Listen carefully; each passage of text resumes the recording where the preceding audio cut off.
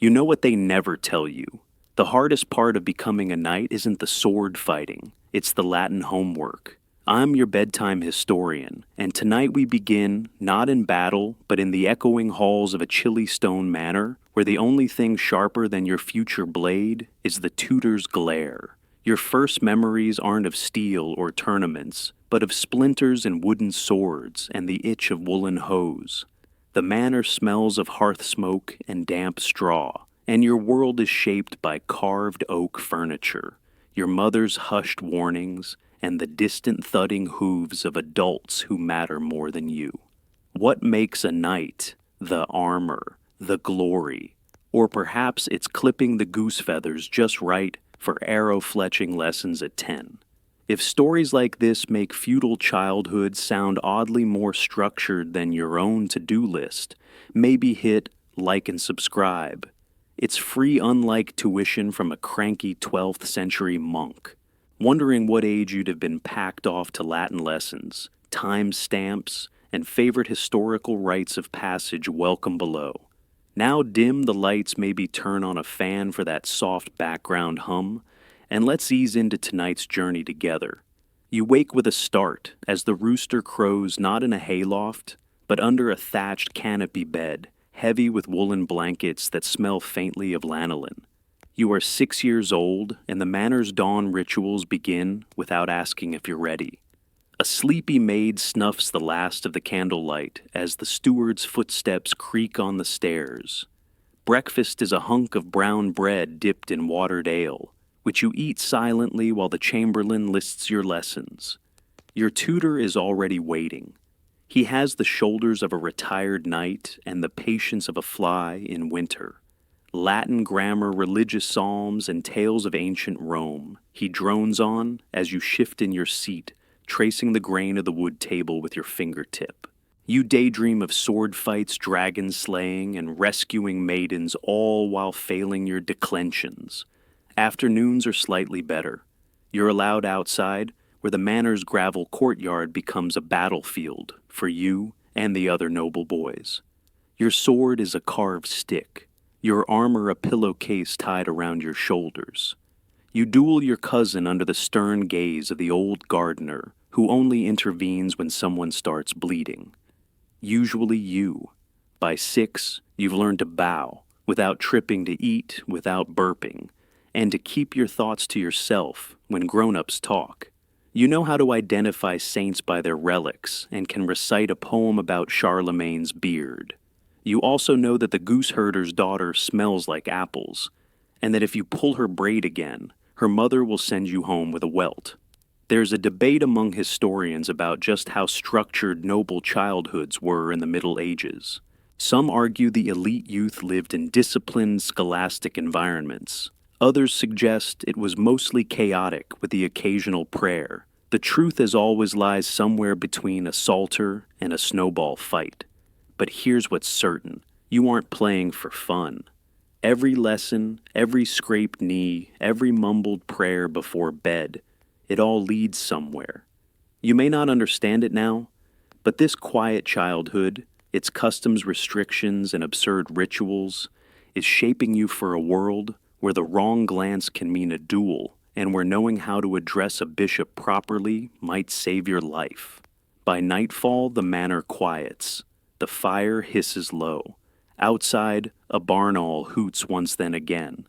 You roll over dreaming of real swords and heroic deeds, unaware that your next chapter involves far less glory and far more feet. A new scent defines your life. Now saddle oil, leather polish, and a whiff of whatever your lord had for supper. At 7, you're no longer a boy of the manor. You are a page, which means you've been traded for a handshake and a vague promise of future prestige. The castle you now call home is taller, colder, and louder than your family's estate. Its hallways echo with clinking chainmail and curt orders. You're assigned a narrow bed tucked between barrels of oats and a crumbling tapestry of a battle you'll never hear the end of. Your first morning begins with your clothes inside out, a bucket of icy water for washing, and someone shouting that your left boot's on the wrong foot. Again. By breakfast, you've already run 3 errands fetching the steward's scrolls, delivering a forgotten sword belt, and tripping over a noble's dog while doing both. As a page, your job is to be everywhere at once and invisible while doing it. You shine boots, fold cloaks, refill goblets, and most notoriously clip noble toenails. This last task is the source of many whispered complaints among your fellow pages, but you bear it silently. Toenails, after all, don't shout at you for spilling wine. Each day brings new tasks. You're expected to learn by watching how to serve a meal without dropping the trencher, how to kneel correctly, how to walk precisely 3 paces behind someone important without stepping on their heels. When you make a mistake, it's noted and occasionally shouted. Praise, however, is rare as dragon sightings. There is a strange camaraderie among pages. At night, you whisper in straw mattresses about the night's absurd rituals. One swears his sword must sleep under his pillow. Another insists his squire sing to his armor before battle. You exchange tips on getting candle wax out of tunics and how to avoid Lord Barnard's morning mood swings. No one warns you about the chafing. No one prepares you for the moment you must look a duchess in the eye while holding her chamber pot and pretend it's perfectly normal, and it is. That's the real trick of pagehood, convincing yourself this life is noble. That attending to noble toes delivering gossip-laced messages between feuding knights and bowing 87 times a day is training for something grand. You tell yourself it's not servitude, it's a test. You are being molded. You are preparing for glory. Still, scholars remain divided on how pages truly felt. Some records suggest young boys viewed their service as an adventure full of learning and opportunity. Others hint at deep homesickness, minor humiliations, and the aching loneliness of being far from family and familiar faces. Most likely, it was both, because amid the chores and ridicule, there are moments small but bright. A knight tosses you a coin for your cleverness. A lady smiles when you help her carry books. You catch sight of your reflection straight-backed in a polished shield and think one day. But for now, your world is errands etiquette and those cursed crusty toenails. Even before sunrise, your day has gone wrong. The knight's horse has thrown a shoe the male hauberk smells like wet goat, and the lord you serve is muttering curses at the clouds. Welcome to life as a squire where everything is your fault, especially when it isn't. You're 12 now, or maybe 13. No one seems to agree, and pagehood is behind you. The manor days of Latin scrolls and quiet humiliation have been replaced by something louder, sweatier, and far more dangerous. You now shadow a full knight, not for admiration, but for labor, and his sword, it turns out, is heavier than your ambitions. Your mornings start in the stables, where your first lesson is that horses don't care about titles. They bite, kick, and fart with the same disdain, whether you're a baron or a boy with a brush. You muck stalls before dawn, scrub saddles by mid-morning, and spend your afternoons oiling armor until your fingers are raw. There's little romance here, just blisters, bruises, and a constant game of guess what this smells like. Still you persevere, because someday that armor will be yours. You watch your knight mount his steed, gallop off to practice, and return coated in glory, or at least in dust, and imagine yourself doing the same. But for now, your job is to hold the reins, fetch the shield, and politely ignore his cursing when he falls off. Training is relentless. Sword drills in the courtyard shield exercises until your shoulders scream, and long lectures about feudal loyalty from a man who cheats at dice. You're taught how to fall without breaking your arm, and how to polish chainmail without cursing in front of clergy. Most importantly, you're learning to read people the mood swings of nobles, the sighs of weary cooks, the icy stares of rival squires. There's competition, of course. Other squires eye you warily as you wrestle the practiced dummy or spar with dulled blades. They want the same future you do, and in this game, chivalry ends at the training ring. A misplaced elbow, a tripped foot, a missing saddle strap. These small acts of sabotage are never spoken aloud, but always understood. In the evenings, you try to rest. But your hands are cramped, your back is tight, and your mind won't stop replaying your night's critique of your unheroic stance. You wonder if he even remembers your name. One time he called you by his old squire's name twice. You didn't correct him. Historical accounts of squirehood vary widely. Some paint it as a noble apprenticeship, full of adventure and honor. Others frame it as glorified servitude, where noble boys were little more than personal assistants with a side of swordplay. It's likely both are true depending on your lord and your luck. Yet, even with the fatigue and indignities, there's a spark. When your knight hands you his sword with a nod of trust, or when a village child stares in awe at your worn tunic and scuffed boots, you feel just for a second like part of something larger. Like this isn't just a slog, but a strange, sweaty road to knighthood. Even if that road is mostly paved with manure, you don't just wear armor, you earn it one aching joint at a time. The first time you strap on a full suit, it feels less like stepping into power and more like being swallowed by a metallic bear. You wobble sweat and immediately regret every poem that ever glamorized this. They said it would be heavy. They didn't say you'd feel like a boiled turnip wrapped in church bells. 60 pounds of steel and leather press against your bones, turning every step into a prayer for balance. Your shoulders scream. Your knees wobble. When you try to sit, you discover the fatal flaw of chivalric design. Knights weren't built to lounge. Training days begin early when the morning fog still curls around the castle turrets. You clamber into armor with help from another squire because suiting up alone is a myth like dragons or punctual barons. First, the padded gambeson damp with yesterday's sweat. Then the chainmail hauberk, clinking and creaking like a haunted wind chime. Finally, the plate, the breastplate greaves, gauntlets all strapped on by someone muttering about last week's bruises. Once you're armored, the real fun begins. Sword drills, shield bashes, and long marches under the glaring sun. Your instructors bellow instructions like curses, and your fellow squires grunt in chorus. You move in unison, clanking like a disgruntled brass band. A knight passes by and chuckles, probably remembering the days when he fell over while trying to bow.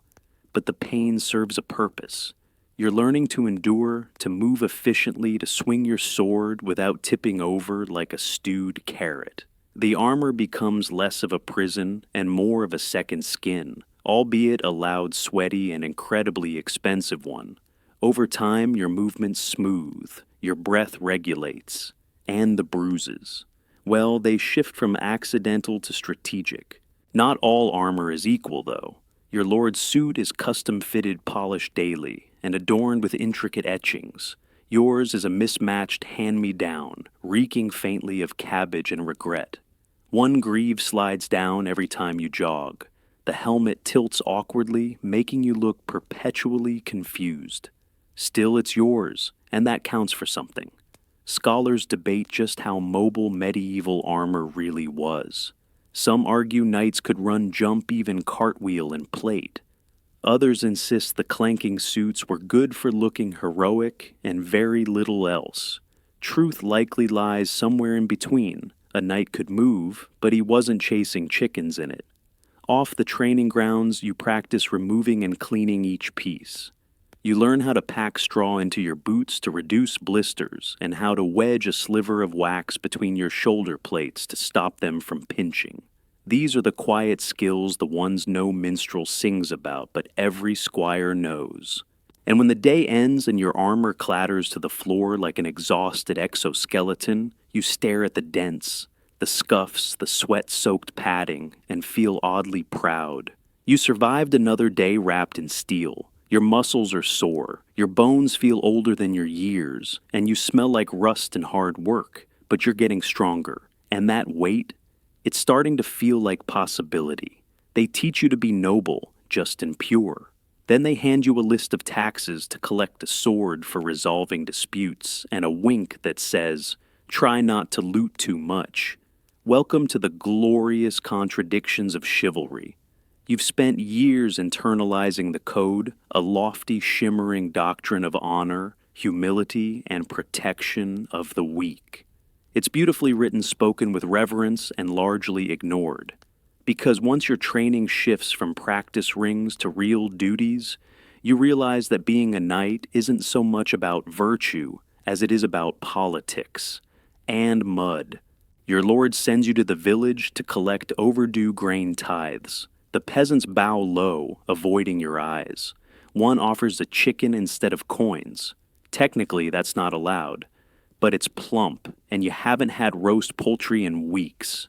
You accept it with a chivalrous nod and a less chivalrous burp.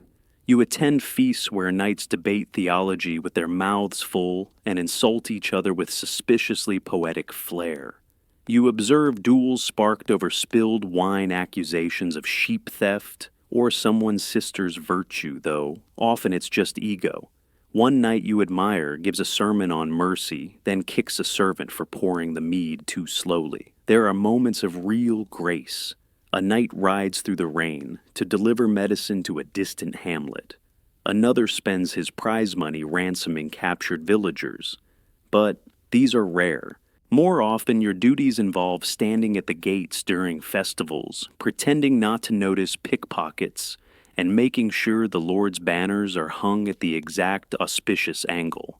Training in chivalric poetry continues, mostly so you can perform at court without embarrassing your lineage. You write verses to noble ladies who will never read them, rehearse rhymed apologies in case you offend a duke's hunting dog, and memorize the moral allegories of St. George until your brain aches. Some historians argue that chivalry was an ideal never truly meant to be followed, more of a PR campaign for the mounted elite. Others suggest that knights genuinely tried to uphold its tenets, even if they failed in practice. Most agree it served more as a tool for reputation than as a rulebook for behavior. You start to develop a personal code, less grand than the official one, perhaps, but more honest. You try to be kind to squires, firm with peasants, and only take what's freely given, or at least not bolted down. You learn which noble ladies enjoy being flattered, which merchants pay extra to avoid inspections, and how to kneel just long enough in chapel to seem devout without bruising your knees. One day a monk gifts you a hand-copied psalter. Inside the cover, he's written, "Act justly, love mercy, and walk humbly, unless your liege demands otherwise." You keep it under your pillow. Sometimes you read it before battles. Sometimes you just use it to prop up your helmet. Because in the end, chivalry might be a lie. But it's your lie. And it's better to ride into life wearing a dream, however dented, than nothing at all. Forget roast boar and endless turkey legs. The daily diet of a knight is mostly brown, slightly stale, and thoroughly humbling. You eat not like a warrior, but like someone who's one spilled trencher away from indigestion. Breakfast is bread. Not warm, crusty, inviting bread, but yesterday's coarse loaf, sliced with a knife that's also been used to trim hooves. It's dipped in ale, the safer choice over well water, and served with hard cheese that squeaks when you chew. If you're lucky, there's an apple. If you're unlucky, it's one someone dropped in the latrine and rescued. Lunch, if you can sit for it, is more of the same. Trenchers of soaked bread double as plates, absorbing gravy until they resemble medieval sponges. A thin pottage might accompany it, featuring vegetables that taste vaguely of soil and hope. Occasionally, someone produces salted fish, which smells like regret, but counts as a delicacy near Lent. At feasts, things improve if you're not stuck guarding the door. Then the tables groan with roasted birds, pork pies, spice stews, and exotic delights like saffron rice. But even here, the night's experience is unpredictable. Your rank determines your portion, your seat, and whether you get the drumstick or the scraps. And heaven help you if you sneeze mid-bite. Etiquette is a battlefield all its own. Between meals, there are no snacks unless you count stolen walnuts, leftover crusts, or the occasional accidental kitchen visit. A squire once tried hiding a meat pie in his greave. The dogs found it before anyone else did. There's a scholarly divide about how varied nightly diets really were. Some evidence suggests they had access to game poultry and seasonal produce. Others argue their intake was dictated more by campaign logistics than taste, and that much of what they ate was bland, repetitive, and slightly suspect. You learn to adjust. You develop favorites: onion stew with mustard seeds, pickle cabbage with dried gooseberries, and the odd honey-glazed root vegetable that makes you weep with joy. You also learn what not to eat. Anything served cold in a warm bowl is suspect.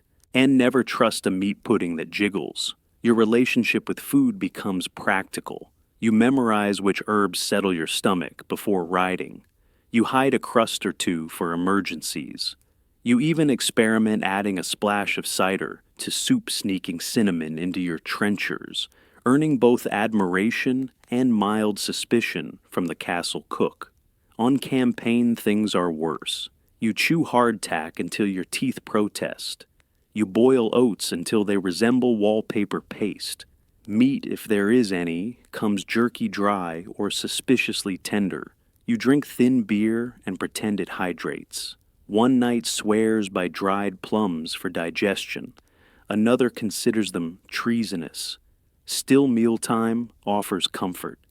The rhythm of breaking bread, of sitting with comrades, even if half are snoring, grounds you. Around the fire, jokes are shared, complaints aired, and silence savored. A dry crust tastes better when you're laughing. In the end, you don't feast like a legend. You dine like a survivor with a dagger in one hand and a crumb in your beard, dreaming of meat pies and real forks. At first glance, sword practice looks thrilling. Blades clashing, capes, fluttering knights, shouting gallantly in the courtyard. It's the stuff of songs. But once you're the one holding a dulled long sword under a sweating sun, you realize this isn't a battle. It's ballet with bruises. Your days are carved into drills: thrust, parry, step back, reset. The instructors yell numbers, forms, and old French terms that make your head spin faster than your feet. A sword isn't just swung, it's balanced, wielded, and maneuvered like an extension of your will. Or so they say. Right now, it mostly feels like an extension of your elbow pain. And then there's the pageantry.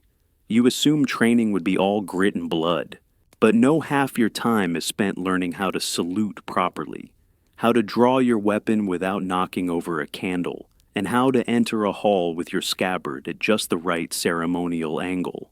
One lesson involved kneeling while holding your sword upright and reciting a prayer without trembling. You sneezed. Twice. Feasts are rehearsals too. You're expected to perform mock duels with other squires, not to win, but to look elegant while losing. A slight stagger can ruin the illusion. One clumsy boy tripped over his own spur mid-bow and knocked over a tray of custards. The lady of the manor laughed so hard she offered him her napkin. He still carries it like a holy relic. You begin to suspect that the line between warfare and theater is thin. Knights wear bright colors, not for camouflage, but to be recognized on the field and in portraits. Their shields are painted with symbols of honor, piety, or more often family pets and inside jokes. One lord's crest features a duck wearing a crown. No one dares mock it to his face. There's debate among historians as to how much of knightly training was combat-focused versus ceremonial. Some argue that martial rigor was paramount. Others suggest the rituals and performances mattered just as much, especially in courts where power hinged on perception. In truth, both shaped a knight's legacy. You learn to play both parts. On the practice field, You hone your strikes block with force and sweat through your gambeson until it stiffens like a biscuit. But in the hall, you move with grace bow with flair, and remember to smile just enough to appear noble without showing your chipped tooth from last week's bout.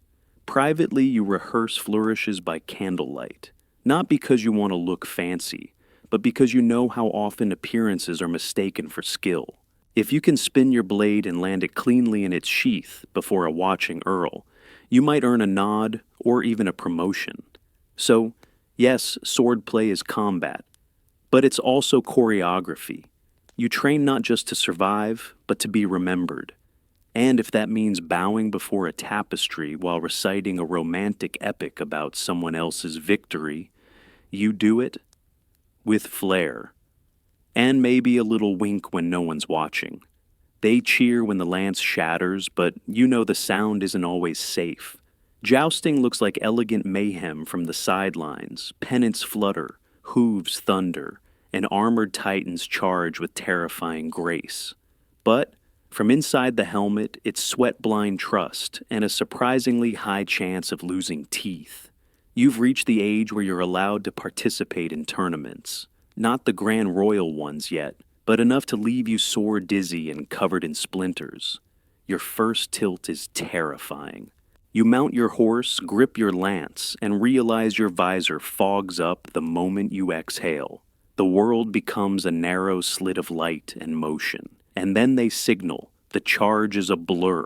The other rider thunders toward you like an iron windmill. You lower the lance aim center mass and brace. The impact is thunder. You miss. He doesn't. You wake up staring at the clouds. That's the secret of jousting. It's less about skill and more about surviving the hit. Yes, you train for hours. Lance alignment, saddle posture, shield placement. But at the end of the day, it's a controlled collision between two armored men hoping their helmets hold. Sometimes they don't. Between matches, you help gather broken lances from the list field. The fragments are sharp splintered like pine daggers. You hear stories of knights impaled by a snapped shaft, or of eye slits becoming fatal flaws. A famous baron lost 3 teeth in one tilt, and wore a silver plate over the gap like a badge of honor. You wonder how it tasted. Yet the danger is part of the appeal. The crowd gasps at each hit. Nobles bet on outcomes. Poets compose verses about the fury of noble beasts. And in the thick of it, you feel like a hero, even if your bruises tell another story. Still, there's a divide among scholars about jousting's true role. Was it genuine military training or courtly spectacle, an excuse for nobles to show off and settle grudges under the guise of honor? The consensus leans toward both. Jousting honed your reflexes, tested your nerve, and displayed your family's prestige in one loud, glorious package. Of course, the injuries are not always so poetic. You've seen a knight unseated so violently his saddle flew after him. Another vomited inside his helmet from nerves. The squires have an unofficial rule: if you can walk away without a limp or concussion, it's a good day.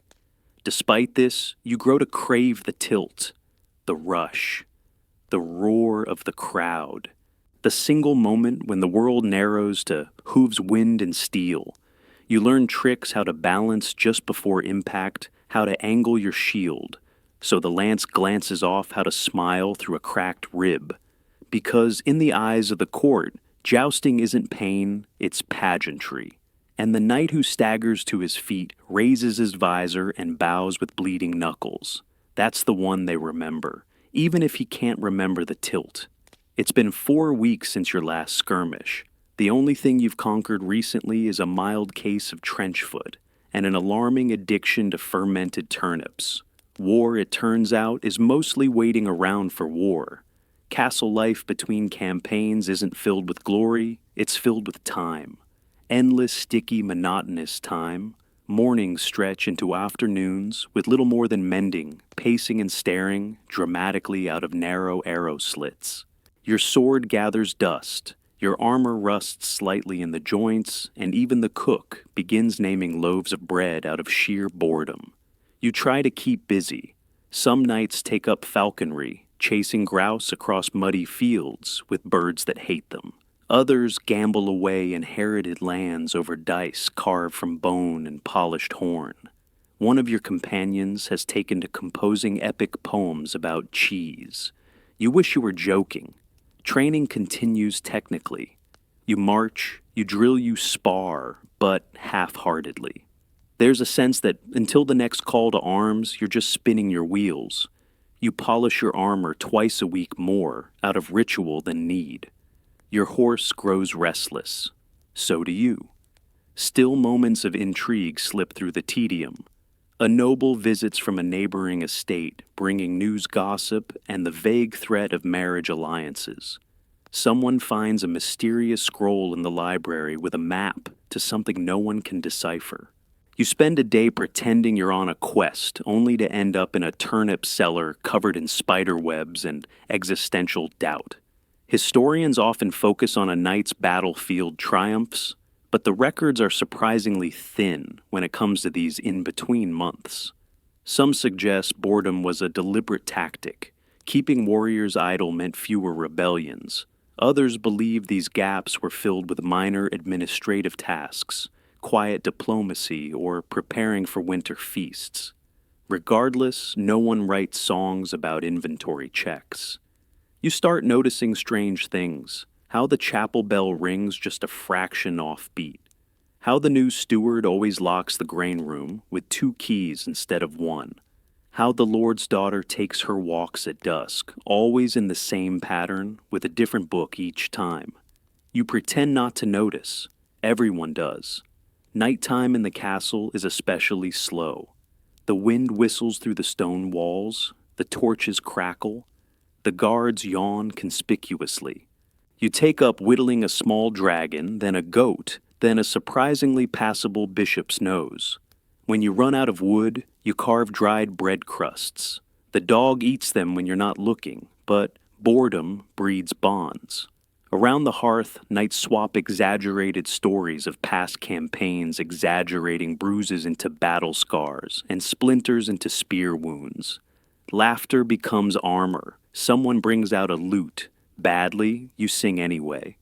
You wouldn't trade it for battle, not really.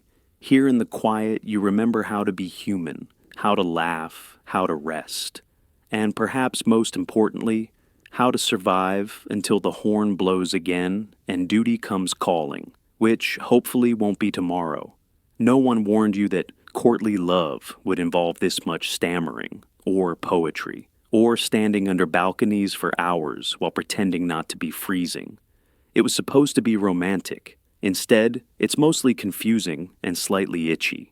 The troubadours make it sound effortless. A glance across the feast hall, a whispered vow, a silken handkerchief passed like destiny itself.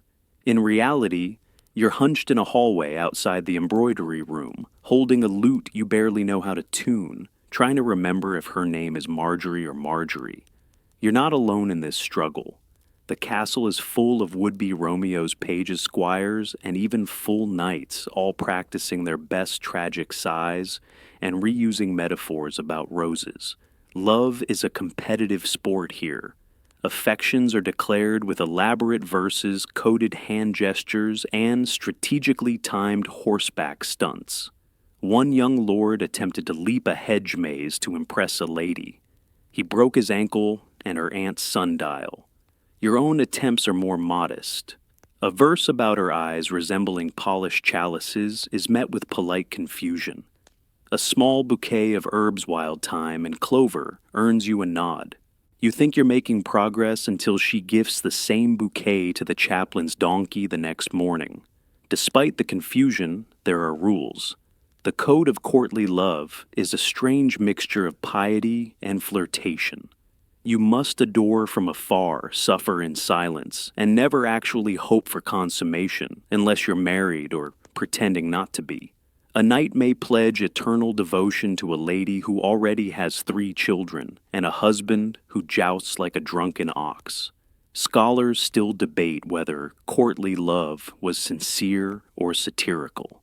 Some argue it was a genuine system of emotional expression. a rare space for vulnerability in a martial world. Others believe it was an elaborate social game full of winks and loopholes. Surviving letters suggest both interpretations, often in the same paragraph. You find yourself caught in it anyway. There's something oddly comforting in crafting a love poem so convoluted that even you don't fully understand it. You start slipping quotes from Ovid into casual conversation, comparing your longing to the siege of Troy and swearing your loyalty with the fervor of a man who's never actually held her hand. Sometimes the object of affection is unaware. Sometimes she knows and smiles anyway, because that's the game. You give each other compliments that could be insults and insults that feel like compliments. She tells you your beard is almost as unkempt as your metaphors. You thank her sincerely. Eventually, love letters become folded. Parchment birds passed in secret. One flutters from a tower window. You catch it. Inside 3 lines of verse and a sketch of a goose wearing armor. It's absurd. It's perfect. You keep it tucked in your gauntlet, because even in a world of swords and strategy, there's room for awkward blushes and borrowed rhymes. Love, it turns out, might be the most knightly risk of all. Chainmail doesn't sparkle on its own. Behind every gleaming suit is a day of grime grease and some very creative swearing. Welcome to Laundry Day for Armor. It begins at dawn, as most unpleasant things do. You haul the mail hauberk to the courtyard, trough its links clinking with every step like a judgmental tambourine. It's not even your armor. Of course it belongs to your knight. You're just the lucky soul assigned to clean it, because last week someone confused goose fat with tallow, and now you're on permanent punishment. First you boil water. Lots of it. A task made infinitely harder by the cook who keeps insisting her soup pot is not for armor. Then comes the ash soap, a crumbly gray brick that smells like scorched nettles and failed dreams. You scrub each link by hand, dipping and twisting, hoping the soot doesn't turn your fingernails permanently black. Some use sand, others vinegar. A few squires swear by soaking mail in barrels of urine, claiming it cuts through rust like magic. You try it once.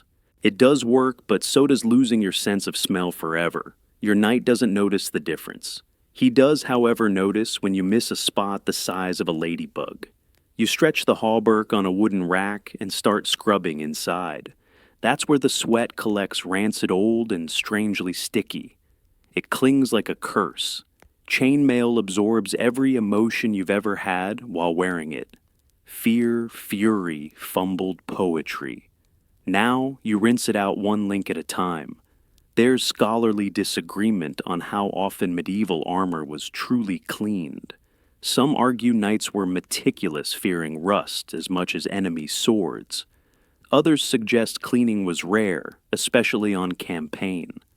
Archaeological evidence offers mixed messages. Some suits are pristine, others rusted beyond recognition. It's likely that, as with most chores, it fell to the nearest underling. You become inventive. You hang the armor near the kitchen hearth to dry faster, risking it smelling like stew for days. You test new oils, walnut, flax, pig lard to keep it supple. You once tried rosewater, hoping to impress a certain lady. It backfired when the bees showed up. Helmets are the worst. They trap sweat like cauldrons. You pry out bits of hair lint and the occasional breadcrumb. You line the inside with new cloth, then carefully reattach the chin strap with hands that now tremble from scrubbing. You finish by buffing the whole suit with a wool cloth, catching glints of morning light. For a moment, it looks majestic. Your knight inspects it with a grunt and a nod. No thanks, no compliment, just another order to polish the sword. You sigh, but secretly smile. Because when he rides into court looking like a silver tempest, they'll whisper about his valor, not your elbow grease. And maybe that's enough. You, the silent steward of shimmer, the unsung soap slinger of chivalry. 1 gleaming link at a time, you make someone else's legend look believable.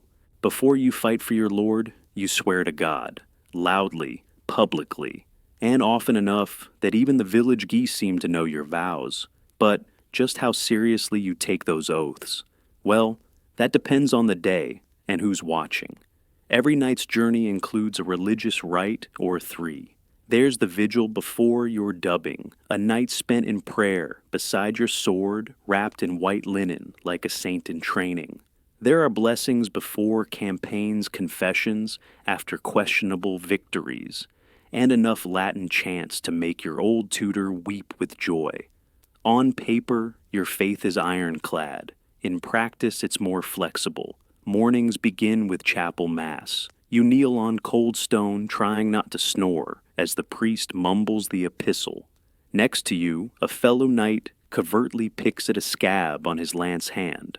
Behind you, someone is clearly hungover. And yet, when the priest raises the chalice, every helmet dips, with just enough solemnity to pass for piety. Between prayers you're expected to uphold, Christian virtues protect the weak show, mercy avoid pride. You do your best, truly. But protecting the weak gets tricky when your Lord demands extra taxes from the very peasants you just saved from raiders. Mercy is noble, unless you're owed a favor, in which case a little encouragement helps. And as for avoiding pride, have you seen your new surcoat? It has golden thread and your family's boar emblem embroidered by a Flemish nun. You wore it to breakfast. Religion weaves through every part of knightly life. You bless your sword. You cross yourself before duels.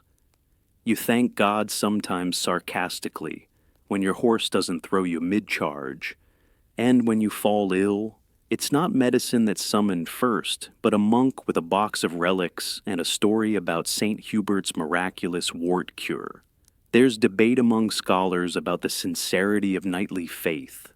Some believe knights were devout, genuinely trying to reconcile warfare with scripture. Others see their religion as performative, a convenient cloak of righteousness for political and military ambition. Church records contain both acts of charity and accounts of knights pillaging monasteries during lean winters. Apparently, salvation had seasonal terms. You keep a small charm under your armor, a wooden cross carved during a fever dream and never quite finished. Some nights you pray to it, desperate for safety, peace, or even just a dry place to sleep. Other nights, you forget it's there entirely. Confession days are awkward. You kneel before a priest who likely fought alongside your grandfather and try to explain that technically you didn't mean to knock that merchant into the moat, and that those coins just fell into your pouch, miraculously. Still, religion gives your life structure, a rhythm, a reason to pause between bloodshed and bureaucracy. It humbles comforts and occasionally terrifies. And when the bells ring across the valley at sunset, echoing through mist and memory, you feel, if only briefly, like you might be part of something sacred, even if you just yelled at a chicken 10 minutes ago. Your knight is technically a noble warrior. Realistically, he's more like a medieval theater diva with a sword. And you're the backstage crew stage manager and reluctant therapist all rolled into one humble squire. Squiring sounds glorious to outsiders. You attend your lord ride beside him into battle and polish his armor to a heroic shine. But most of your hours are spent catering to his whims. His boots must be buffed, his bed furs fluffed, his favorite dagger warmed slightly by the hearth before morning prayers. Yes, warmed. He says it helps his grip. You know his mood's better than your own. When he hums through breakfast, it's a good day. When he taps the pommel of his sword while frowning at the tapestry, it's best to cancel his afternoon ride. You once saw him throw a goblet because someone served boiled mutton instead of roasted. The dog still avoids him. You rehearse his titles before every visit to court: Sir Reginald of Wexbridge, Hammer of Moorhaven, Shield of the Lowlands, Steward of the Forth River Ford. Try fitting that on a scroll, or worse, announcing it at a feast without mispronouncing Wexbridge. You did once and had to clean chamber pots for a week. Your duties shift constantly. One day you're rewrapping his lance with red ribbon to match his lady's scarf. The next you're delivering an angry letter to a bishop he insulted during chess. You carry scrolls, light incense, fetch, rose water, memorize verses for him, to quote at banquets, and, when necessary, make sure his warhorse doesn't step on a diplomat. That last one is harder than it sounds. There's uncertainty among historians about just how much authority squires wielded behind the scenes. Some accounts portray them as low-level servants. Others describe them as trusted aides with significant influence. The truth, unsurprisingly, is both. A clever squire could subtly steer their lord's decisions. A clumsy one could ruin a wedding alliance with a spilled goblet. Still, there are small triumphs. You draft a poem he recites badly at a royal feast, and no one mocks it. You arrange his saddle gear so efficiently that he actually says, "Well done," once, in a whisper. You count it as a victory. Behind every dramatic outburst and polished flourish, you're the one stitching reality together. When his banner rips, you mend it. When he forgets which duke he insulted last winter, you remind him discreetly. When he weeps quietly after a failed campaign, you pretend not to hear, then order his favorite spiced wine and have it waiting by the fire. In public, you walk behind him 2 paces never one. But in private, you carry the weight of his legend. You keep his armor shining, his ego soothed, his secrets safe. You are invisible but essential, the ghost in his story. And sometimes, as he raises his goblet to the cheering crowd, you allow yourself a smile, because no one will sing about the squire in the song, but without you, there'd be no song at all. It's your big day, and it begins with a bath that's somehow colder than the winter river. The knighthood ceremony may be the pinnacle of your journey, but first it insists on humbling you in every possible way. You rise before dawn, escorted to a chamber lit only by flickering candles. There's incense in the air meant to evoke sanctity, but mostly it makes your nose itch. You're stripped of your squire's garb and lowered into a tub of frigid water, where you're expected to meditate on purity, honor, and your past sins. You mostly just think about how your toes have gone numb. After the bath, you're wrapped in a white robe, itchy of course, and led to a chapel for the vigil. There, you kneel sword in hand, praying through the night. Supposedly you're communing with God. Realistically, you're fighting sleep, counting ceiling tiles, and wondering if your night ever had to deal with fleas mid-prayer. By morning, you're exhausted, sore, and somehow even more nervous than before. You change into ceremonial garments, a red tunic for blood, a black belt for death, and a white surcoat for purity. Together they make you look like a walking contradiction. And that's probably the point. Everything must be symbolic. Even your belt buckle has a story, though no one remembers it. The great hall fills with murmurs and the occasional cough. Lords and ladies gather. The priest blesses your sword, muttering Latin as he sprinkles holy water on steel. Your knight now, your sponsor, stands beside you with surprising solemnity. For once, he doesn't correct the priest's pronunciation or flirt with a baroness. He just nods, and you feel a pang of pride, or possibly hunger. You haven't eaten since yesterday. The dubbing comes last. You kneel. A lord steps forward, often your own, sometimes a royal guest. He lifts the flat of a sword and taps your shoulders, once, twice, occasionally thrice depending on his memory or dramatic flair. Words are spoken, vows repeated, and just like that, you're a knight. Some accounts claim knights wept during their dubbing, others fainted. One famously sneezed so violently he knocked over the candle stand. You manage to stay upright, eyes forward, even as your knees quake. The applause is light, polite, and very formal. You wonder if anyone will remember this moment or just the wine served afterward. Scholars agree the knighting ceremony evolved over centuries from battlefield promotions to elaborate pageants. What began as a soldier's rite became a spectacle of pageantry soaked in symbolism and sermon. But even under all the layers of ritual, there's a moment, a spark when you feel it. You are no longer a squire. You rise sword-belted at your side, the surcoat heavy on your shoulders. Servants open the hall doors. Trumpets sound badly. You walk forward past nobles and peasants alike. Some cheer, some whisper. Your knight claps you on the back and mutters something about not tripping on your own spurs. And just like that, you step into legend, or at least into the hallway. Same thing. So, this is glory-wet boots lice in your collar and a commander who still can't read maps. Your first campaign as a knight begins not with a trumpet blast, but with a misplaced wheel and a wagon full of spoiled onions. You set out at dawn, a trail of hooves and shouts stretching behind your unit like a frayed ribbon. The countryside is quiet, too quiet. You say dramatically before a bird startles you mid-sentence. Your armor is polished, your banner flies proud, and your spirits are high for about 3 hours. Then the mud starts. Campaign mud is a special breed. It clings with devotion.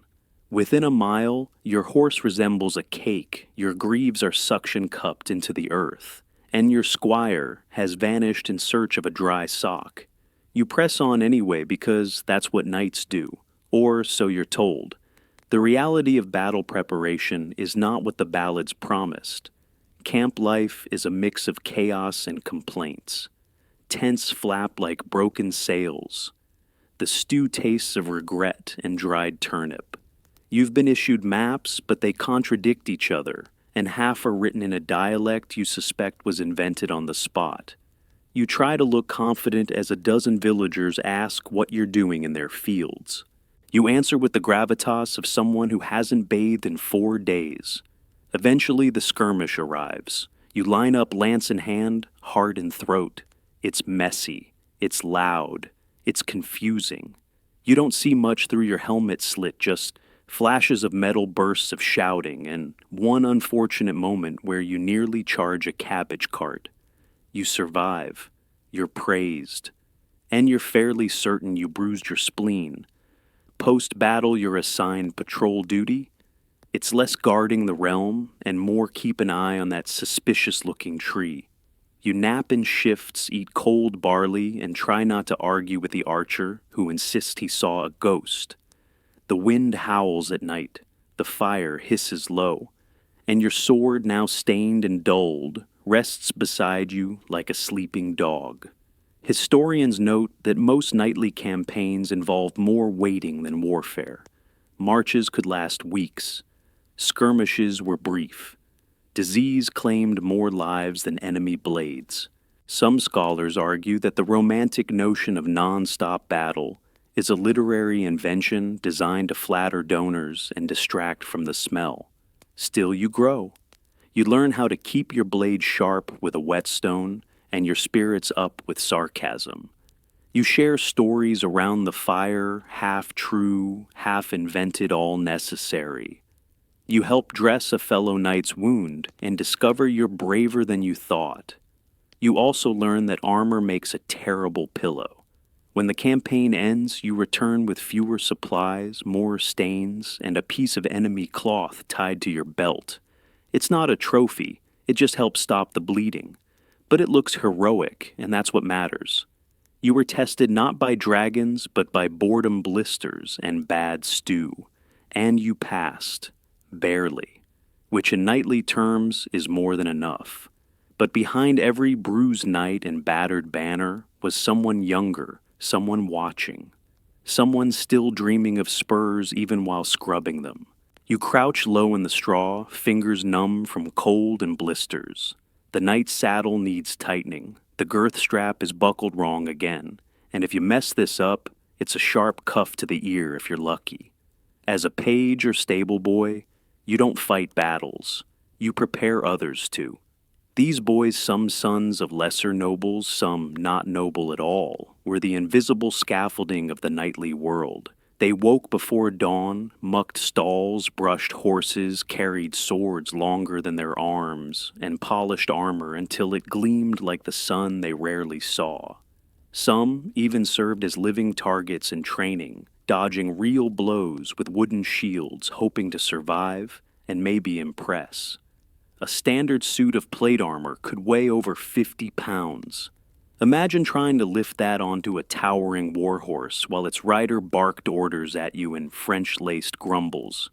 You had to learn fast how to lace greaves, how to tie a surcoat properly, and how not to get in the way. It wasn't glamorous. It was grunt work often done barefoot and usually in silence.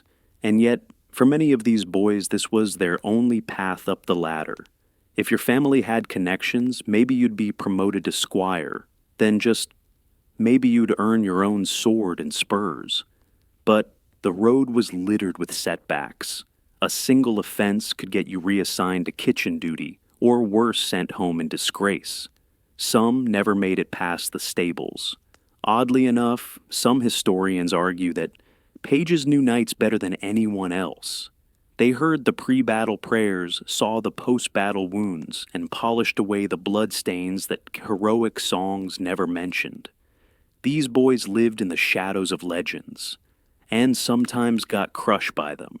There is still no scholarly consensus on just how many pages ever advanced to full knighthood.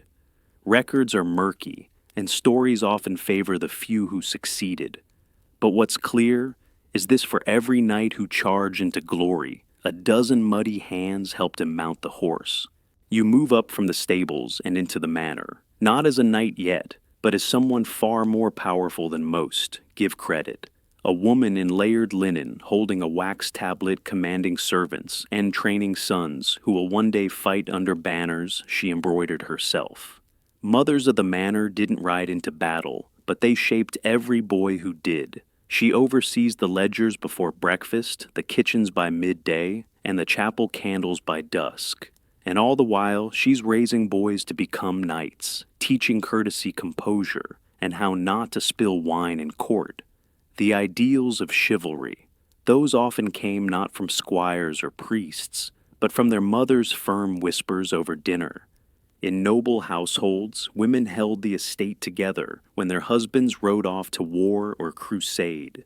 They managed harvests, paid taxes, settled disputes, and arranged marriages, all while pretending not to notice the simmering tensions between steward and stable hand. A lady of the manor might not wear armor, but she wielded power through contracts, correspondence, and courtly wit. Young pages, often starting as early as age 7, learned not just how to wield a dagger, but how to pass a goblet with grace, how to bow correctly to a superior, and how to recite genealogy without stammering. Much of this instruction came not from knights, but from noble women, governesses, and elder sisters who understood that looking the part of a knight mattered nearly as much as fighting like one. In some cases, it was a mother's influence alone that ensured her son's promotion. Historians still argue whether knighthood in certain regions was truly earned through valor, or carefully orchestrated through favors and alliances arranged by the women behind the scenes. The line between battlefield heroism and well-placed flattery was often blurred. Quirkier still, some noble women took training into their own hands.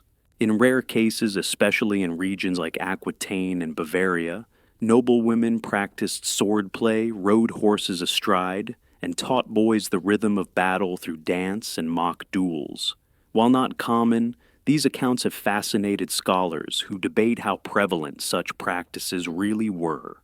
Were these exceptional women, or simply the ones who left enough records? Even the ideals of courtly love, so entwined with knightly culture, originated from the minds and salons of powerful noblewomen. They penned the rules of romantic virtue, hosted troubadours, and shaped the way knights viewed honor not through war alone, but through restraint, devotion, and long-suffering poetry. If you've ever heard tales of knights pining hopelessly after unreachable ladies thank a mother of the manor, She likely wrote the rules.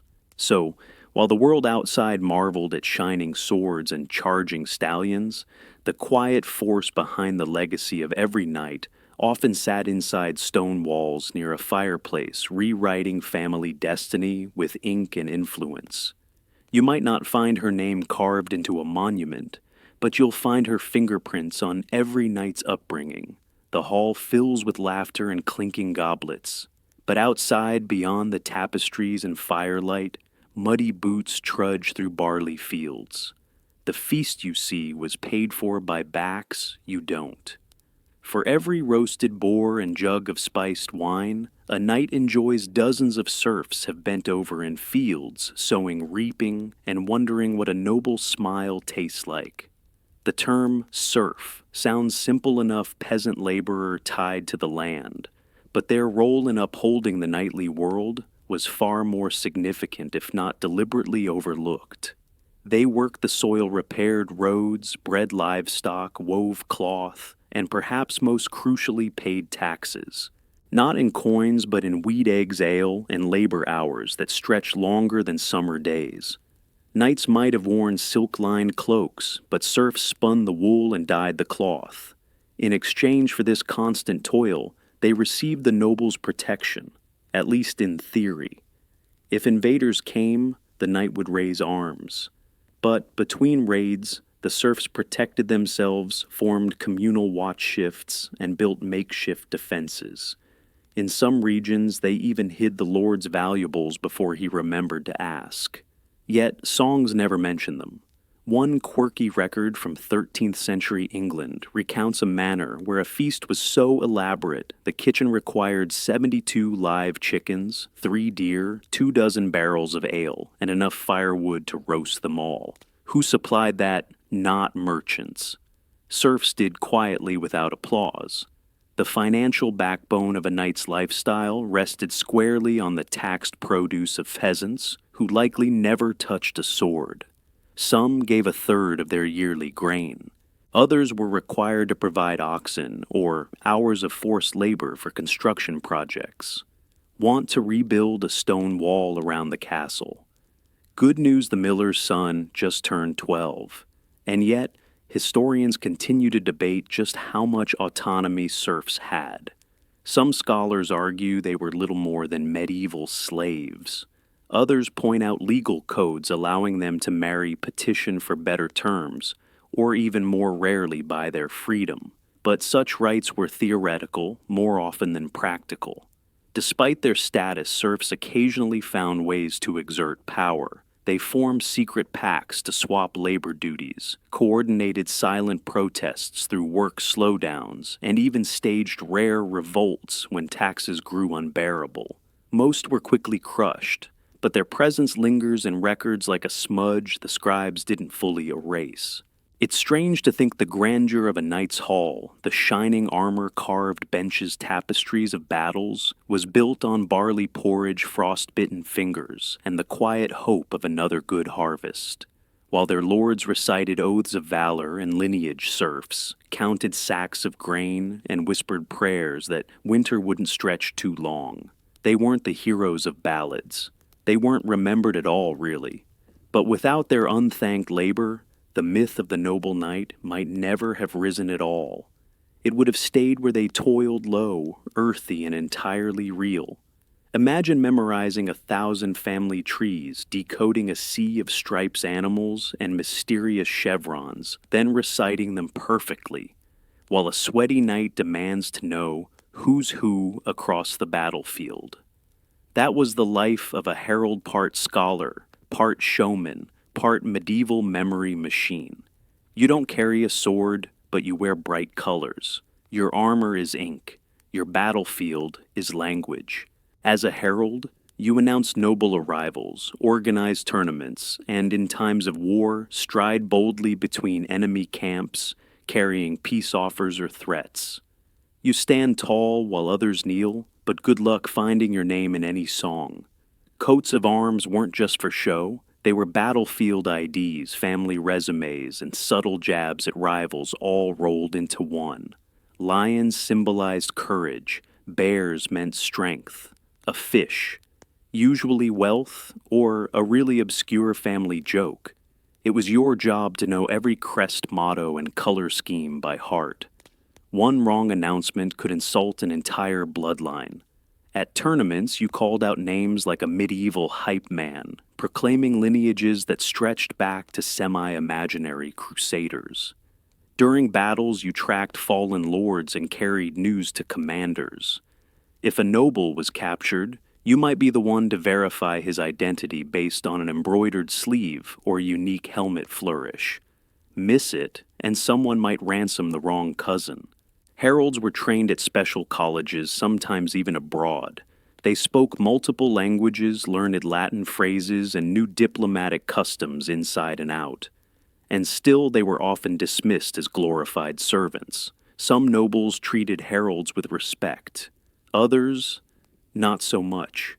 Historians remain divided on whether heralds truly held power, or merely hovered at its edges like elaborate footnotes in velvet robes. One odd tale tells of a herald who memorized so many family mottos, he began dreaming in rhymed couplets once waking in the middle of a feast to declare half asleep the arrival of a baron who had died the year before. No one corrected him. The meal continued. Despite their intellect, heralds rarely left behind personal records. They existed through what they recorded pageantry ceremony conflict, and not through their own reflections. Their entire world was made of borrowed meanings. It's no wonder their dreams were haunted by eagles' stripes and swirling colors.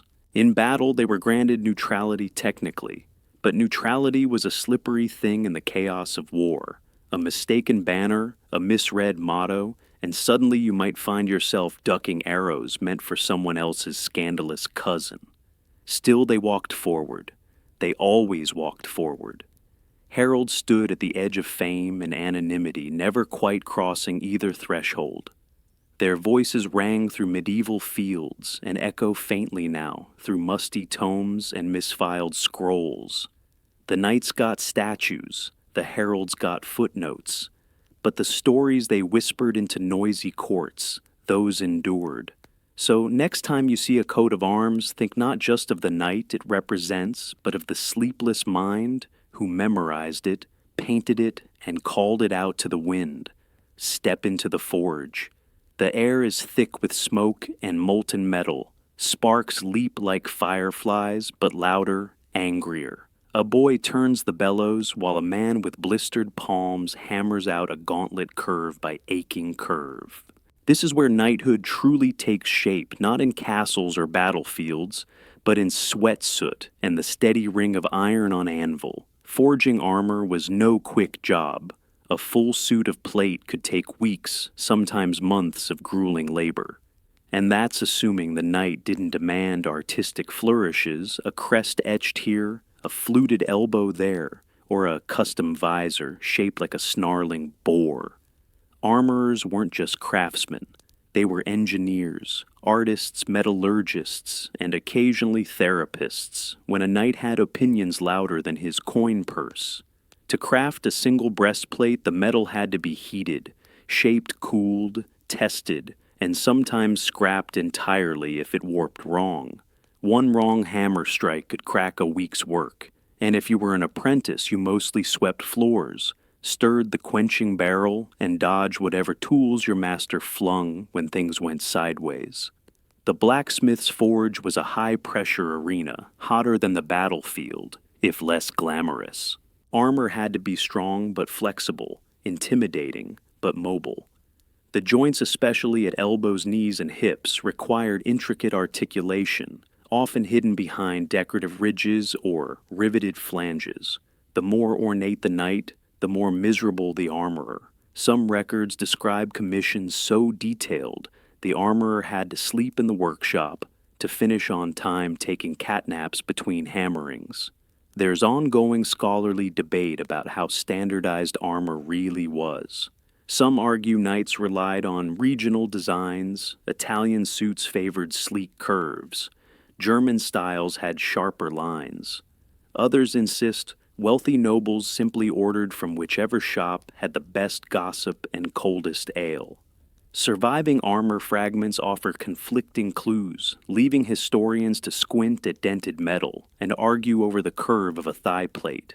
One overlooked fact: armorers often reused materials from older suits, melting down damaged pieces or reworking inherited items.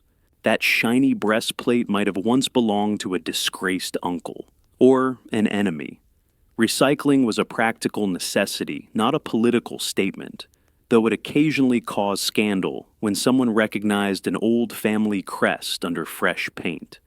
And it wasn't just knights who wore their wares. Wealthy merchants, military officials, and even bishops commissioned armor, though theirs often came with extra belly room or slots for books. Yes, book armor was a thing.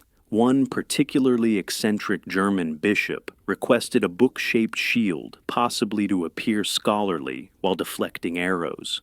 Practical? No. Memorable? Very. Despite the vital role they played, armorers were rarely celebrated.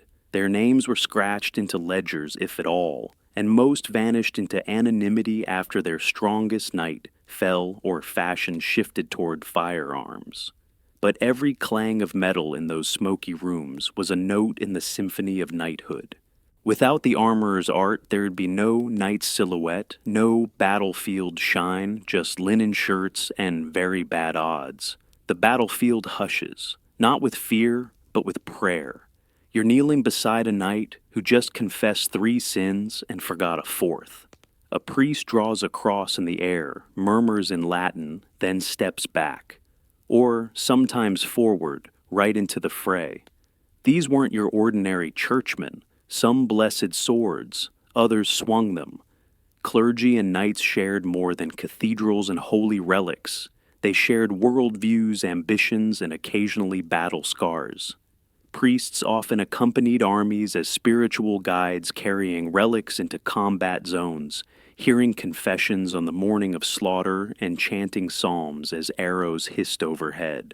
Their role was both sacred and strategic, to remind knights of divine favor and perhaps more pressingly divine surveillance. In some traditions, a knight's sword was blessed like a holy object. One ritual from 12th century France included sprinkling the blade with water, anointing the hilt with oil, and declaring it a defender of the innocent. Then the knight immediately used it to flatten the innocent if they were on the wrong side of a border. Contradictions abounded, and priests often bore witness. The church's stance on violence was famously flexible. While it condemned murder, it made wide exceptions for just war crusades or personal insults from rival bishops. Historians still debate how much influence clergy truly had over battlefield ethics. Some argue priests restrained knights from atrocities. Others suggest they offered spiritual loopholes large enough to ride a war horse through. There are even records of priests leading charges. One tale tells of Abbot Arnulf of Oudenburg, who supposedly rode into battle waving a relic-laden staff, chanting Deus Vult, as if it were a drum beat. His enemies fled either from the relic or the sheer absurdity of it all. He returned with 2 enemy banners and a sprained ankle. Not all clergy fought with steel. Many wielded pens sharper than swords, chronicling campaigns, interpreting omens, or advising commanders on divine strategy. Some argued over whether a cloudy sky meant God's disapproval or just poor weather. Others gave battlefield sermons, so rousing knights reportedly wept before charging. Then they got muddy, sweaty, and lost their boots. Faith meet friction. There were also disagreements within the church itself. Monastic orders like the Cistercians urged nonviolence, while groups like the Knights Templar blurred the line between monk and mercenary. Scholars continue to wrestle with this contradiction. How could one vow to poverty and chastity while wearing gilded mail and owning a warhorse named Thunder? And yet, despite all this, faith permeated the battlefield. Knights carried saints' medallions, stitched prayers into their tunics, and often refused to fight on certain feast days. Some even claimed to see visions mid-battle angels on the ridge demons in the fog. Were they real, or just heat stroke beneath a steel helm? The clergy's presence didn't always sanctify war, but it gave it a script, a sense of order, and just enough absolution to sleep at night if you could sleep while remembering what you'd done, or what you let others do. The knight rides ahead, visor gleaming banner, flapping like a rooster's tail in wind. Behind him, someone grunts under a pile of tent poles trailing sacks of pegs rope, and something suspiciously alive and squirming. Meet the tent men, the unsung logisticians of medieval warfare. No tent, no sleep. No tent, no campaign. No tent, no dignity. They arrived first and left last. Their job was simple in theory: move the entire portable world of a night from one muddy field to the next. That meant canvas pavilions the size of cottages, wooden bed frames, folding tables, rugs, torches, tapestries, and once in a French noble's case, a traveling bath that required 4 buckets, 3 men, and a lot of prayer. And they carried it all.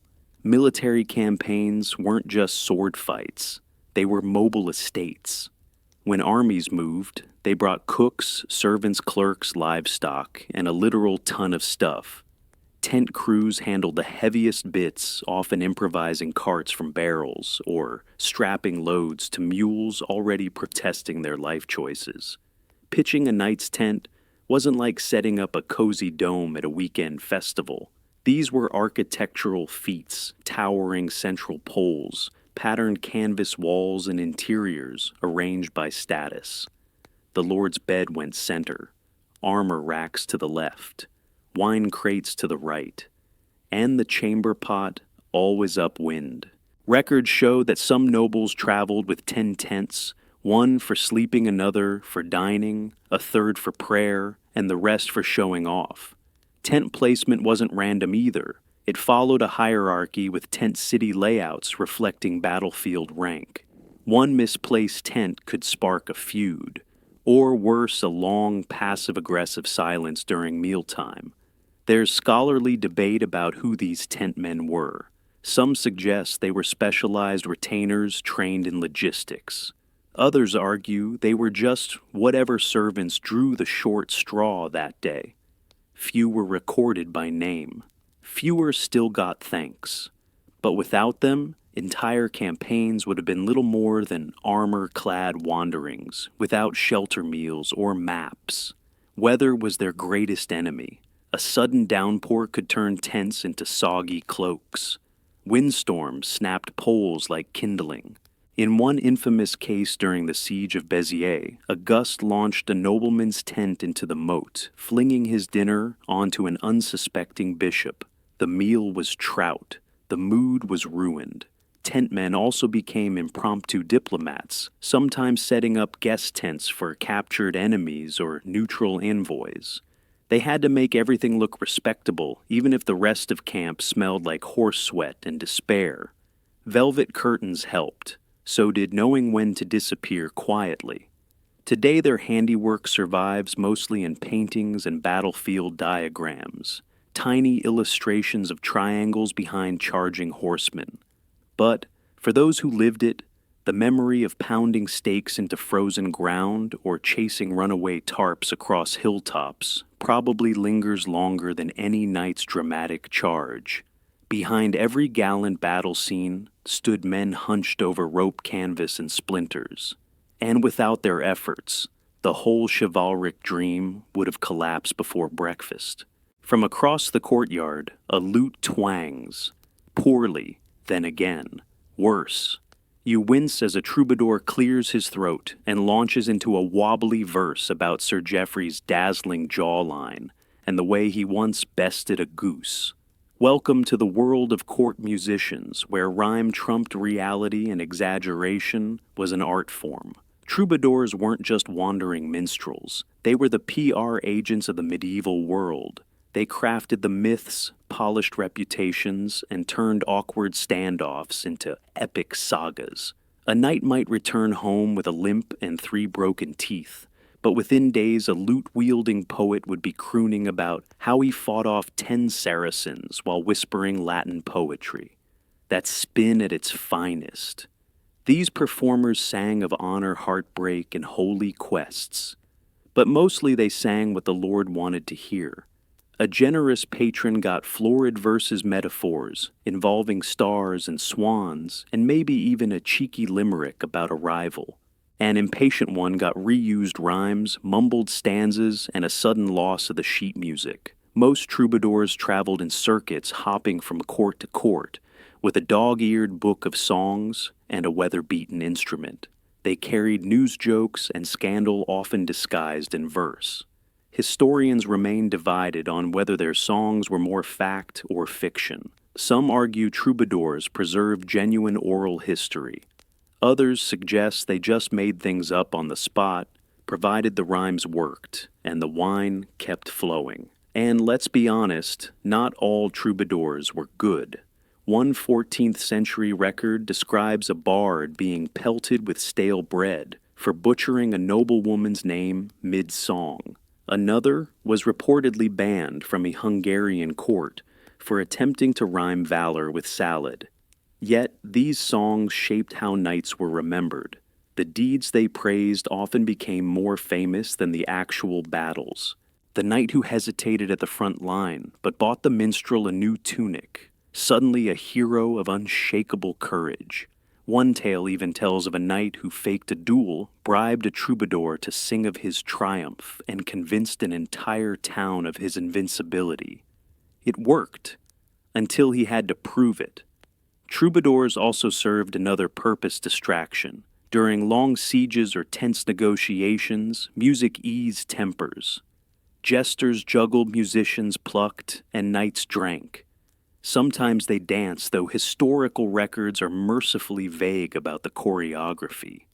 Scholars continue to debate whether the infamous sword dance was a solemn ritual or just four inebriated squires tripping over each other. Despite their role, troubadours rarely earned riches. Payment came in scrap spare cloaks or a few nights in a warm bed. But their names lived on, tucked into the margins of illuminated manuscripts or mumbled in tavern songs long after the knights they praised had faded into dust. So, next time you picture a knight, bathed in moonlight, blade drawn and armor shining, remember somewhere nearby, a tired man with calloused fingers was trying to make that moment rhyme, and almost certainly got the horse's name wrong. The great hall buzzes with gossip goblets and the scent of roasted onions.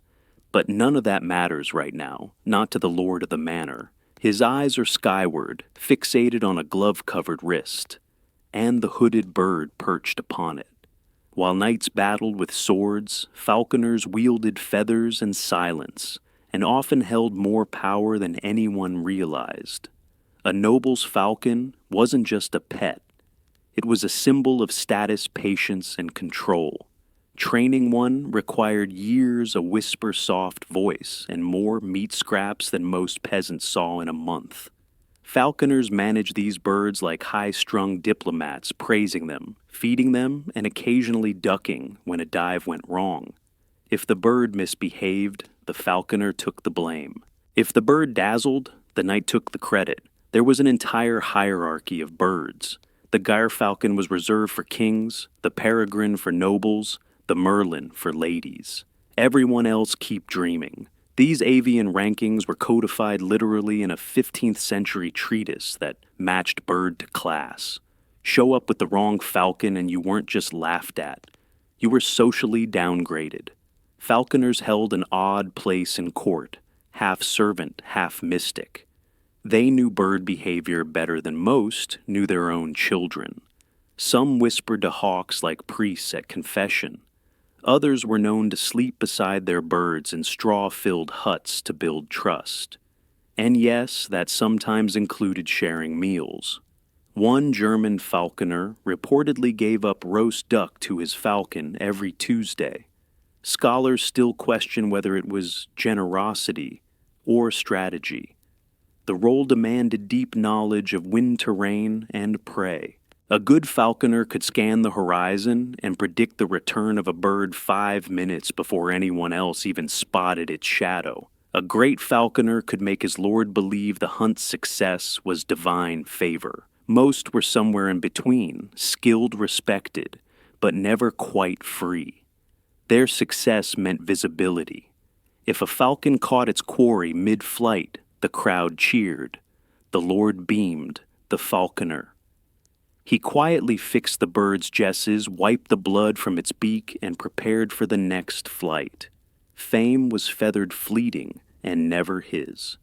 There is no scholarly agreement on how much autonomy falconers held. Some accounts suggest they wielded quiet influence, deciding who got to ride with the Lord during the hunt, or which bird would impress a visiting duke.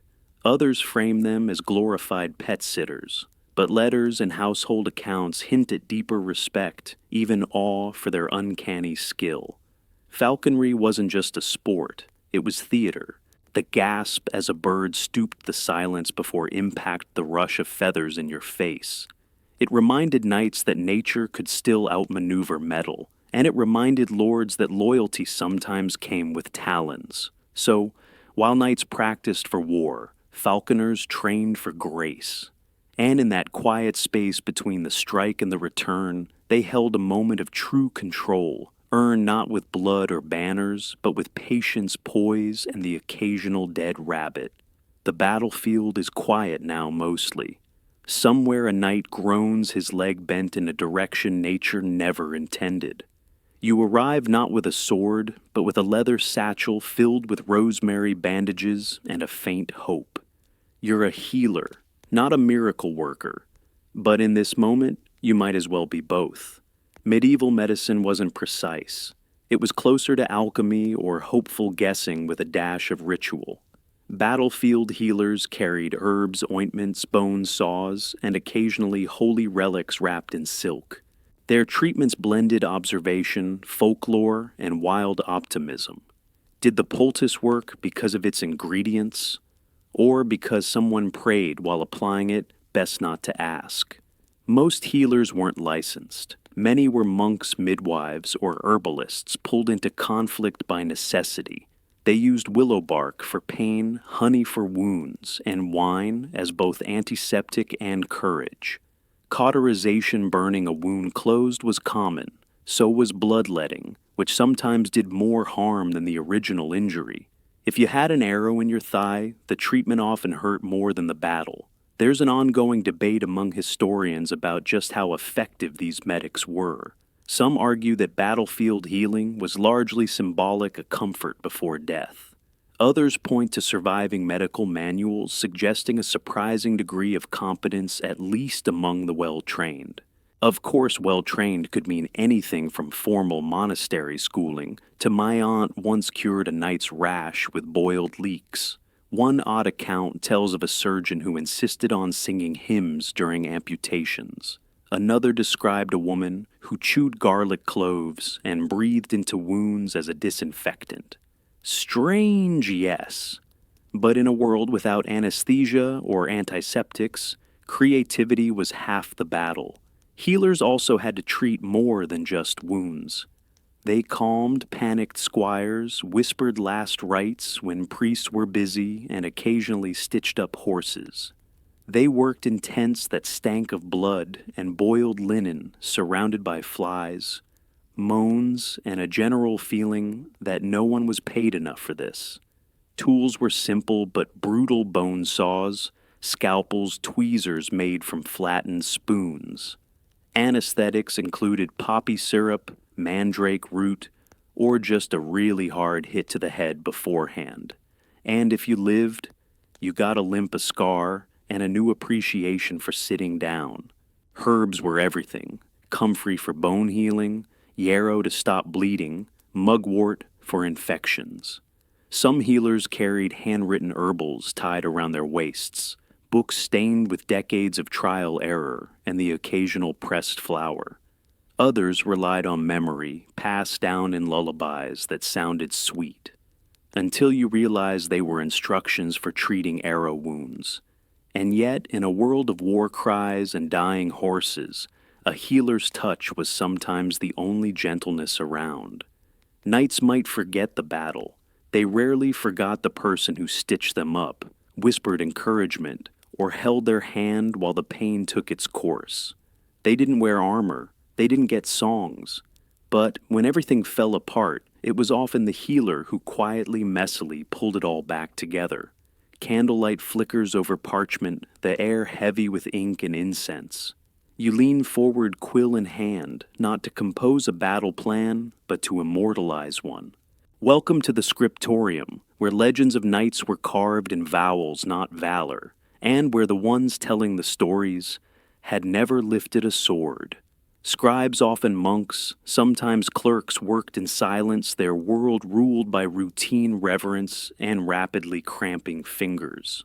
They copied chronicles, composed genealogies, and most famously transformed real battles into grand sleep-deprived epics. A knight's nervous skirmish could become a divine triumph, a bruised shin, a dragon's curse narrowly avoided. They didn't lie exactly. They embellished rounded edges, filled gaps. One knight fell off his horse during a tournament. In the manuscript version, he performed a daring dismount in pursuit of honor. Scribes knew their audience lords who paid for stories wanted tales of nobility, not clumsy stumbles into haystacks. Ink was precious. So were stories. A single sheet of vellum animal skin, prepared for writing, could take days to produce. Errors weren't erased. They were corrected with drawings of birds or vines, turning mistakes into art. If your copy looked too clean, people assumed it lacked spirit. A good manuscript should feel lived in. And the conditions, let's just say they weren't spa-like. Cold stone floors, rigid benches, and the ever-present risk of spilling ink on a nearly finished folio. One German monk reportedly cursed his cat for walking across a wet page. The paw prints are still there 8 centuries later. There's no clear consensus among scholars about how much scribes invented versus copied. Some argue that scribes were merely vessels faithfully recording what others dictated.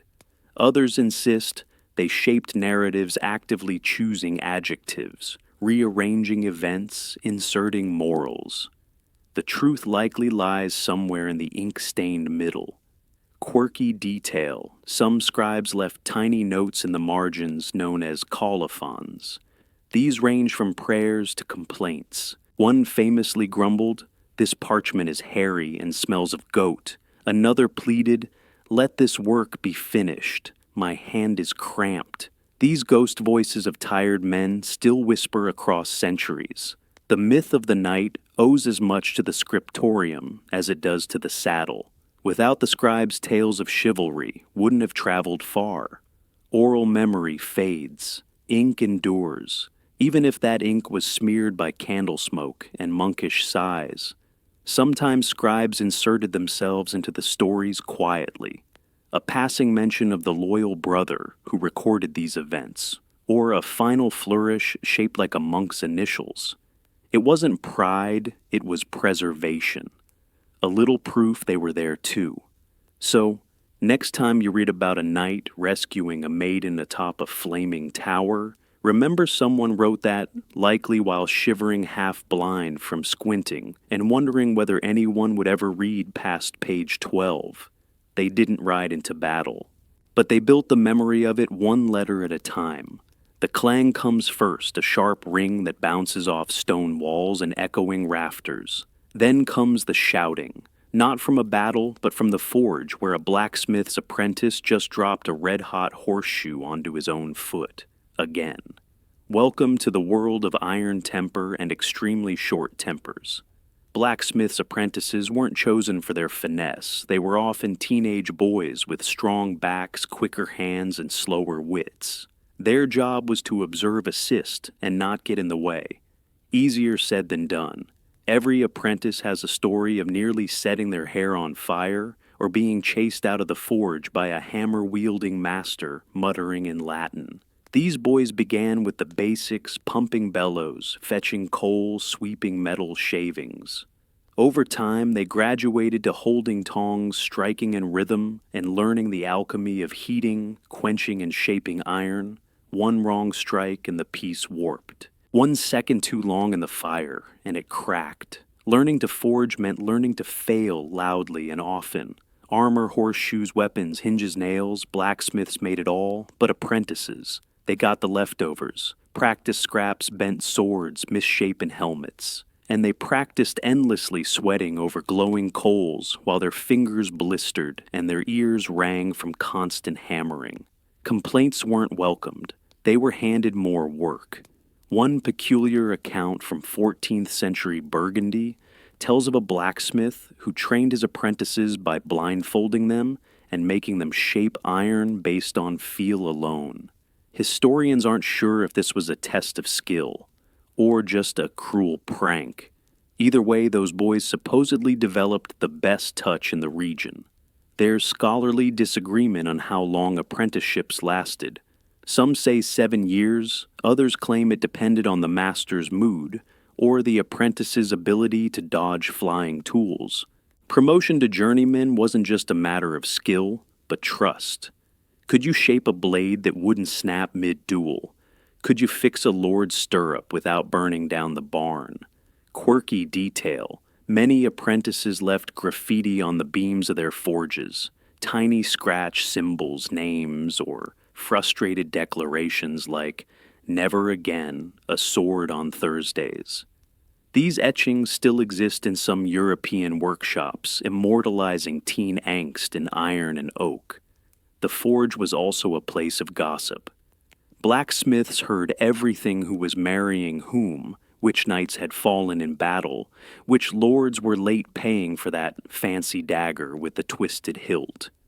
Apprentices learned as much about politics as metallurgy simply by listening while sweeping. Their place was low on the ladder, but essential. Without apprentices, the forge slowed. Without the forge, the knight walked into battle barefoot and empty-handed. And while the knight got the song, the apprentice got the bruise, the callus, and if he was lucky, a nod from the master that maybe he hadn't messed up completely. In the end, those nameless boys helped shape the tools that shaped the legends. Their reward. A quiet sense of having forged history, even if no one remembered their name. You descend the stone steps beneath the great hall. It's louder here, smokier too. Lard crackles in iron pans, someone shouting about overcooked turnips, and a boy with a singed eyebrow sprints past carrying 3 dripping trenchers. Welcome to the kitchen guild, the underground engine of every medieval feast. Knights dined like kings after battle, but those lavish spreads didn't appear by magic. They came from cauldrons stirred by sweaty hands, ovens fed by aching backs, and spits turned by boys too small to argue. The kitchen wasn't glamorous, but it was a kingdom in its own right, ruled by a cook with a wooden spoon and zero tolerance for laziness. A single noble feast might require over a dozen dishes, game pies, roasted fowl, sugared fruit, eel, stew, almond custards. Kitchen workers toiled in shifts sometimes all night, preparing everything from boars' heads to peacock feathers for decoration, only tastes like disappointment. Recipes were passed down by word of mouth or scribbled cryptically in house books. Add saffron until bright was not as helpful as one might hope. There were clear roles the head cook often called the master of the kitchen, the sauce maker, the baker, the butcher, and the humble spit turner, usually a child with singed fingers and dreams of moving up to pot washer. Everyone had their place. Step out of line, and the cook threw more than words. Some kitchen workers were born into service. Others apprenticed in hope of rising through the ranks. It wasn't impossible. There are records of kitchen boys becoming royal cooks, even gaining pensions for long service. But for most, it was heat noise and the lingering scent of onions. Always onions. One curious detail. Kitchens had their own politics. Fights broke out over stolen eggs, unfair ladle sizes, or who got to deliver the roasted capon to the Lord's table, a position of honor if temporary fame. In one documented case, a kitchen brawl over spiced wine escalated into a full-scale pie-throwing battle that temporarily halted a wedding banquet. The bride was not amused. Historians continue to debate how much innovation came from these kitchens. Some claim they were sites of culinary creativity, early fusion cuisine, so to speak. Others argue the menus were rigid, dictated entirely by tradition and noble whim. Regardless, the cooks had to adapt. If the meat delivery spoiled or the firewood was damp, no one canceled the feast. They improvised, sometimes brilliantly, sometimes with regret. Despite their importance, kitchen workers rarely appeared in records. No surnames, no portraits, just receipts, flour, salt, cinnamon by the ounce, and the occasional scribbled note, "Do not let Giles near the cakes again." But without them, the image of the noble knight feasting after glory would fall flat. Literally, there'd be nothing on the plate. So, while poets sang of swordplay, the real drama was below stairs, where stew boiled over tempers, flared, and dinner was rescued with seconds to spare. You won't find their names in the epics, but you'll taste their legacy in every imaginary bite of medieval roast. Out in the fields, away from banners and ballads, a wooden stick becomes a lance, a rusted pot turns into a helmet, and two barefoot children gallop around a haystack on imaginary horses, shouting oaths they barely understand. While knights trained in castles, their youngest admirers made do with dandelions and dreams. Children across medieval villages watched tournaments from a distance, peeking through hedges, climbing trees, or dangling from thatch roofs just for a glimpse. What they saw wasn't just spectacle, it was aspiration.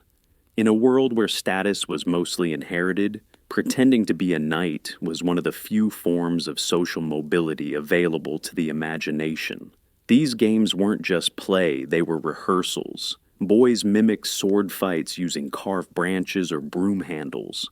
Girls crafted paper crowns, organized pageants, or declared themselves queens of the compost heap. Everyone joined in. There were no stage directions, just echoes of a world seen through the cracks in the manor wall. One curious account from a 13th century English village describes a mock duel between two boys. Sir Chickenleg and the Lord of Socks, who fought valiantly over a muddy ditch, fell in and emerged covered in glory, which smelled suspiciously like goat manure. The entire village watched, applauded, laughed.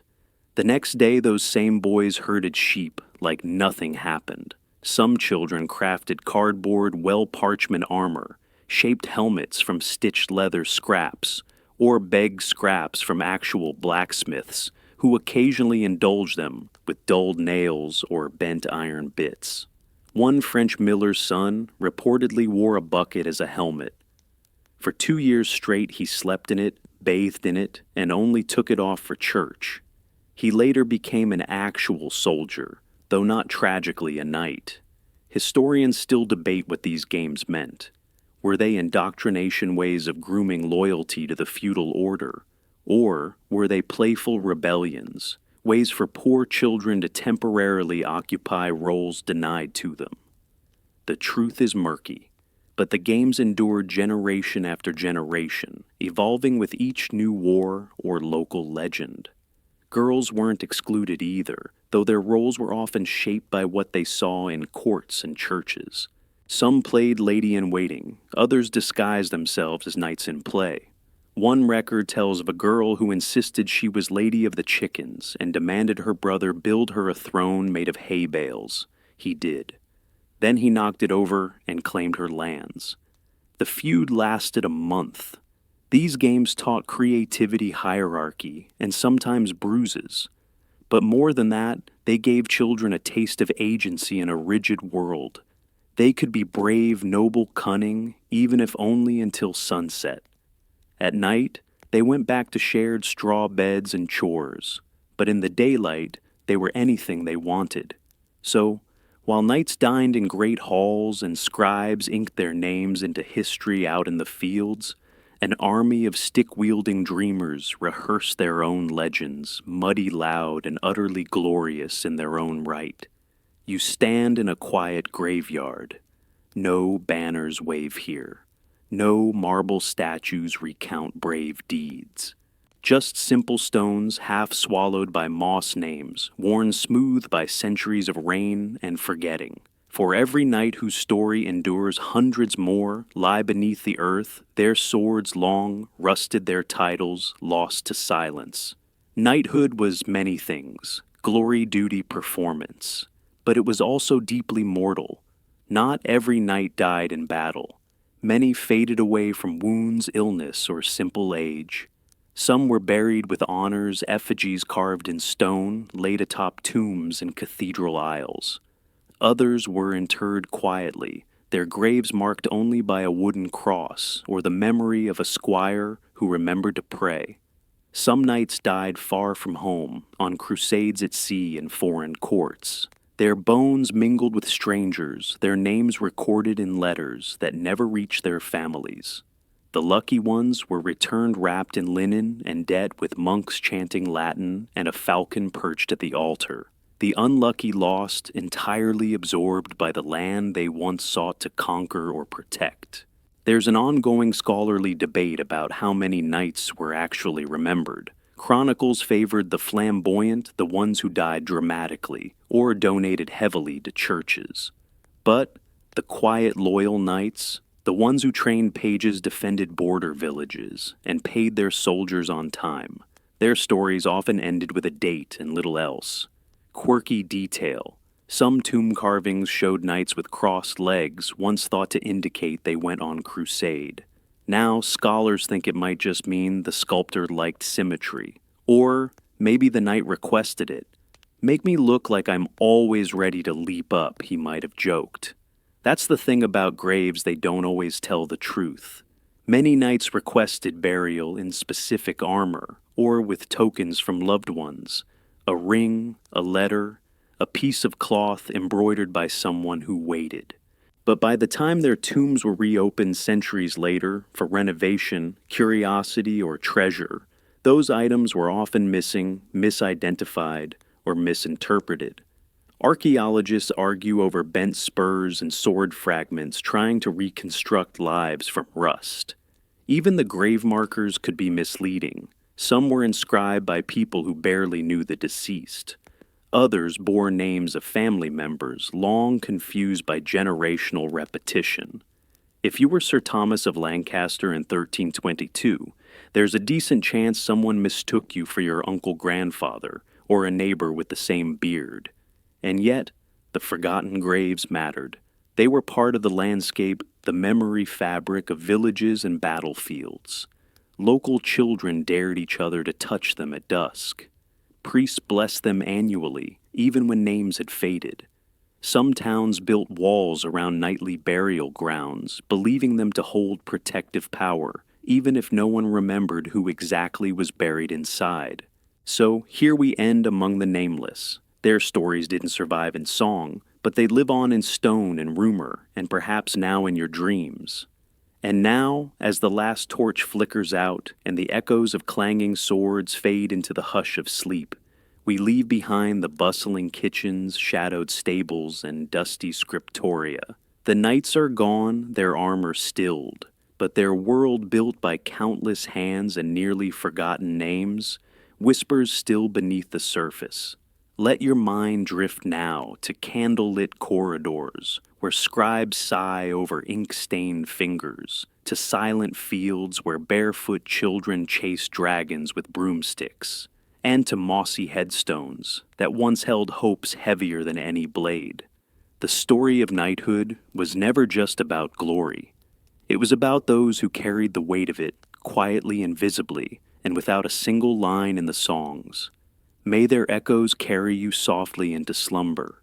If you'd like to return to stories like this, you can always subscribe quietly, of course. But before you drift off, tell me, where are you? What time is it? And who's your favorite forgotten historical figure?